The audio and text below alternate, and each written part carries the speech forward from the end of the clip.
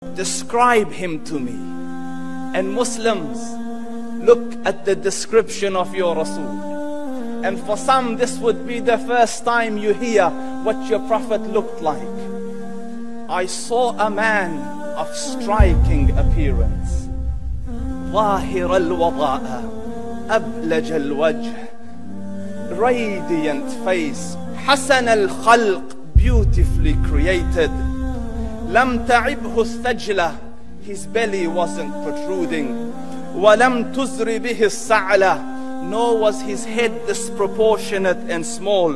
وسيم قسيم, proportionate and delicate, finely made, a specimen of a creation.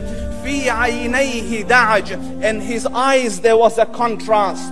The dark was immensely dark, the white was excessively white. وفي أشفاره وطف, and his eyelashes were long. وفي صوته صهل, and in his voice was a natural echo. وفي عنقه سطع, and his neck was elegantly long. وفي لحيته كثاثة, his beard was full and thick. أزج أقرن, his eyebrows were arched, but they were not joined, it was separated. In summit فعليه الوقار, when he was silent, dignity covered him. وإن تكلم سماه وعلاه البهاء, and when he spoke it was audible and clear, almost commanding and overtaking. أجمل الناس وأبهاهم من بعيد, from afar the most striking and outstanding in appearance. وأحسنهم وأجملهم من قريب, and when he came near, the best of them and the most handsome of them in closeness. حلو المنطق, such an exalted and sweet level of logic. Like when he used to speak, it was so coherently logical, it was smooth and easy to understand.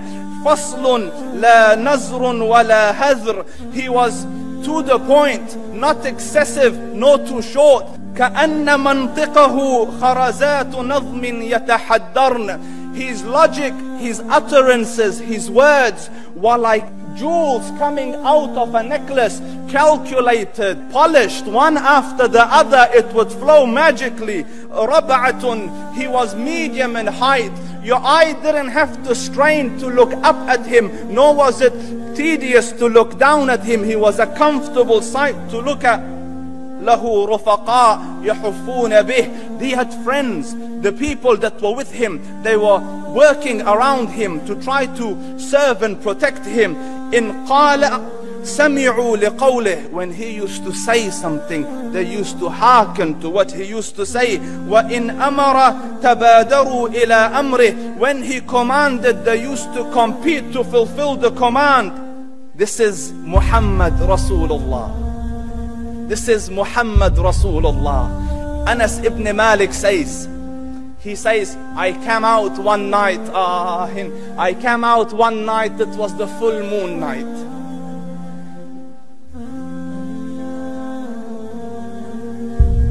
And I looked at the moon, and in the desert, understand, the moon is an awesome sight. It is smooth, it is radiant, it is clear, it is gentle compared to the scorching sun at which they are used to.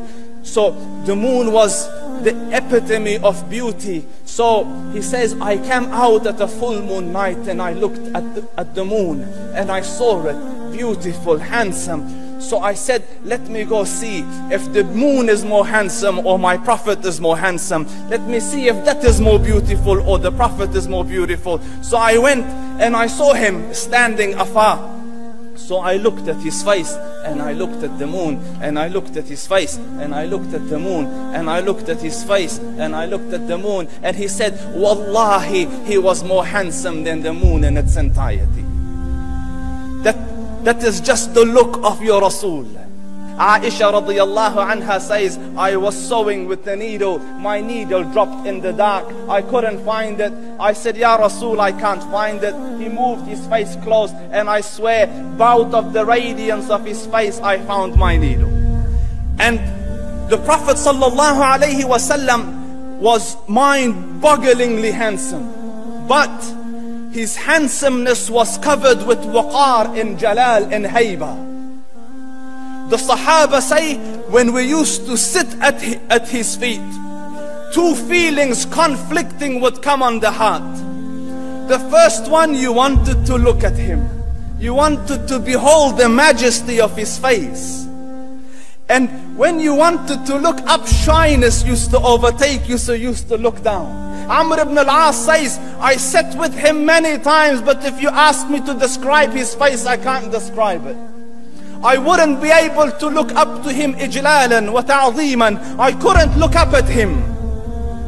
And that is why he didn't have the problems that Yusuf alayhi salam had. Because it was difficult to penetrate the awe and the splendor of the Rasul.